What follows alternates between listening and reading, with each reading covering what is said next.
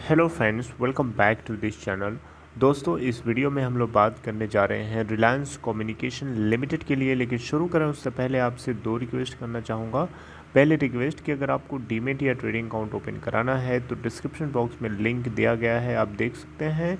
दूसरी रिक्वेस्ट ये है कि अगर आप इस चैनल को फाइनेंस मार्केट को फर्स्ट टाइम देख रहे हैं तो सब्सक्राइब करके बेल आइकन को ज़रूर से हिट करिएगा ताकि आपको वीडियोज़ की नोटिफिकेशन मिलती रहेगी। दोस्तों, रिलायंस कम्युनिकेशन लिमिटेड में कल 6 जुलाई 2021 को अगर आपने देखा हो तो लोअर सर्किट लगा था एनएससी और बीएससी दोनों प्लेटफॉर्म के ऊपर। और आज की क्या सिचुएशन है आप खुद देख सकते हैं। कल की मैं आपसे बात कर रहा हूँ। कल 95,46,862 शेयर्स एनएससी पे ट्रेड किए गए। वहीं बीएससी पे अगर आप देखें तो 13,11,333। अगर हम देखें तो इसके अंदर जो शेयर्स ट्रेड किए गए कल काफ़ी कम थे कंपैरेटिवली लास्ट के कपल ऑफ डेज़ में। क्योंकि कम इसलिए थे क्योंकि ऐसा लगता है कि जो बायर्स हैं, जो बुल्स हैं, वो थोड़े से थके हुए हारे हुए नज़र आ रहे हैं। देखिए, अभी लेटेस्ट अपडेट आप लोगों के साथ शेयर करूंगा रिलायंस कम्युनिकेशन लिमिटेड को। सीधे सीधे पॉइंट की मैं बात करूंगा, अब बाकी चीज़ें हम डिस्कस नहीं करेंगे।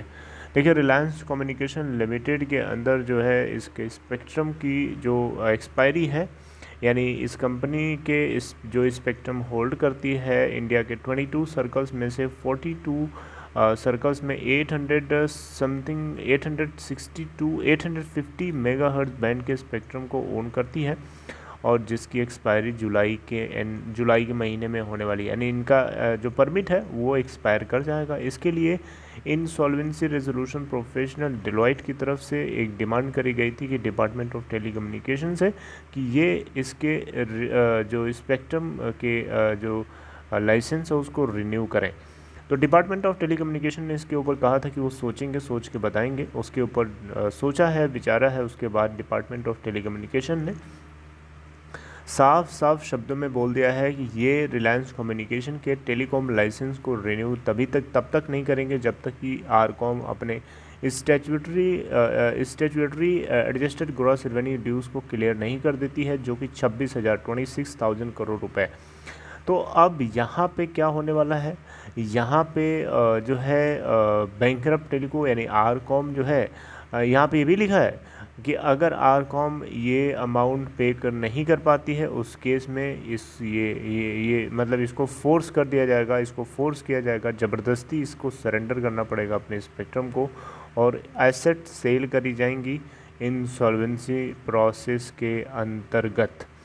राइट, तो यहाँ पे इस बात को लेकर के इंटरिम रेजोल्यूशन प्रोफेशनल डेलॉइट, जो कि आपको पता है इसके लिए अपॉइंटेड है, तो कहीं ना कहीं डेलॉइट को इस बात का डर है कि ये गलत हो रहा है और यहाँ पे इसको चैलेंज करने के लिए हो सकता है। तो ये आपको जो है TDSAT यानी telecom department of settlement appellate tribunal को चैलेंज कर सकता है डॉट के इस फैसले के खिलाफ। राइट, तो अब यहाँ पे एक सवाल आता है दिमाग में कि कहीं ऐसा तो नहीं कि मुकेश अंबानी ने संकेत दिया था आरकॉम के एंटरप्राइज बिजनेस को चलाए या उसको कंटिन्यू रखने के लिए, इसके स्पेक्ट्रम को रिन्यू कराने के लिए। ये ऐसे मेरे दिमाग में आ रहा था क्योंकि NCLT ने रिलायंस कम्युनिकेशन के एक यूनिट को तो क्लियर कर दिया था, लेकिन अभी आरकॉम का बचा हुआ था। लेकिन इंटरिम रेजोल्यूशन प्रोफेशनल जो अपॉइंटेड था डेलॉइट, क्या वो मुकेश अंबानी से कनेक्टेड है? इस बात का पता लगाना बहुत ज़रूरी है। क्योंकि देखिए, मुझे लगता है कि आरकॉम के स्पेक्ट्रम को रिन्यू कराने के लिए डेलॉइट से ज़्यादा इम्पोर्टेंट मुझे लगता है कि ज़्यादा इसका फ़ायदा अगर आप चाहें तो मुकेश अंबानी उठा सकते हैं। लेकिन उठाए तब तो दिक्कत यह है कि इस कंपनी के ऊपर इतना बोझ है, इतना डेट है, कर्जा है कि जिसके चलते वो भी डरे हुए हैं। दोस्तों, देख सकते हैं यहाँ पे आपको स्क्रीन पे दिखाई दे रहा होगा आरकॉम के ऊपर जो टोटल डेट पाइल है। यहाँ पे आप देखिएगा तो 46,000 करोड़ रुपए का है और ये तब का है जब ये कंपनी बस्ट हो गई थी। और यहाँ पे लगभग 53 फाइनेंशियल क्रेडिटर्स हैं इस कंपनी के, जो कि क्लेम करते हैं कि 57,382 करोड़ रुपए इनका इस कंपनी में फंसा हुआ है ना।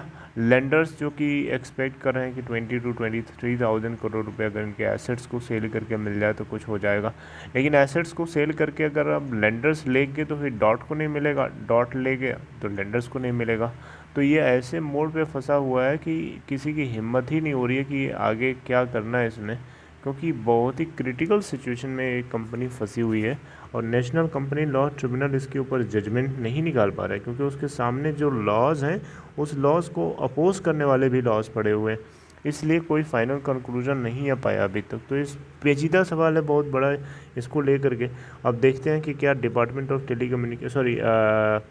TDSAT यानी telecom department settlement appellate tribunal को क्या जो है interim resolution professional Deloitte challenge करेगा डॉट के इस फैसले को लेकर के, अब देखना बनेगा। राइट, तो तब तक अपना ख्याल रखिए। इस कंपनी को लेकर के आगे हमारी आपसे बातचीत तो होती रहेगी, बस इतना ही इस वीडियो में। देखते हैं कि क्या आगे नई अपडेट आती है, मैं आपसे बातचीत जल्दी ही करूँगा नेक्स्ट वीडियो के अंदर। Right, take care friends, good bye.